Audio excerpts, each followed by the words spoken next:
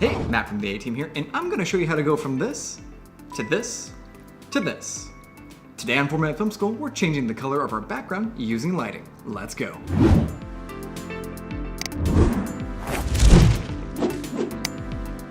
In both video and photo, shooting against a plain background is a common situation you'll find yourself in. For small studios, backdrops called seamlesses are a popular way that allow you to change colors quickly and easily.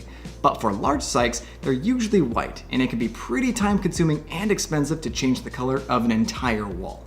One technique that filmmakers have used since the introduction of RGB lighting tools is shooting colored light against a white background in order to change the color on camera. This technique is used all the time in music videos and commercials, and it can be really hard to tell the difference between the two. In today's video, we're breaking down how to use RGB lights and a white background to create any color you might want, like the one behind me. Let's check it out. So here we are on set, let's jump into it. The first thing we have set up is our white seamless, which is very popular within the photography world, and a white seamless helps maintain the color coming from our lights. For our light fixtures, we're using two Nova P300Cs set to a red color, and we have two of them placed on the opposite ends of our backdrop to help spread the light evenly across behind our talent. One thing to note is we dimmed our light down to about 2 to 4%. Otherwise, if your light is too bright, you start to desaturate the color in your final image. Now in our image, we noticed that some of the light coming from our Nova panels were spilling onto our subject. So for that, we're using two black foam cards to cut any light from hitting our subject. So once we have our backdrop lit up, it's time to start lighting our subject.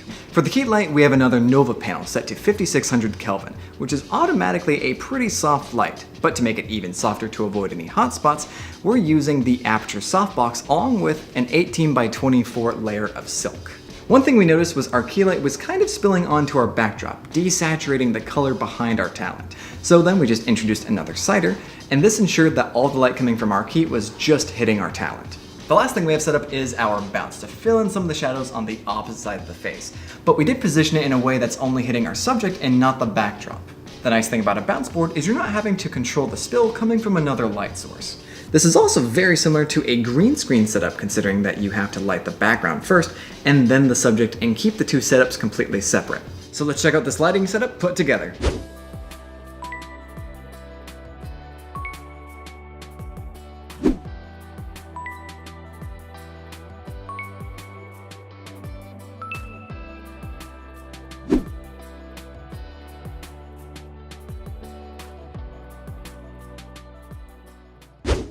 We kept the same lighting setup and changed the light from red to blue to yellow. Then we compared those shots with the same shots with solid colored backdrops, just to show how close you can get just by using colored lights. Let's check those out.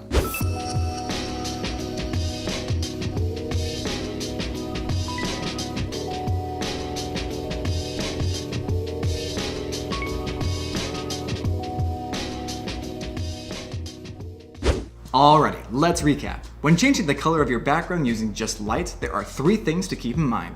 First, make sure you start with a white background. That will make sure that the color you get in camera is as accurate to the color coming from your lights.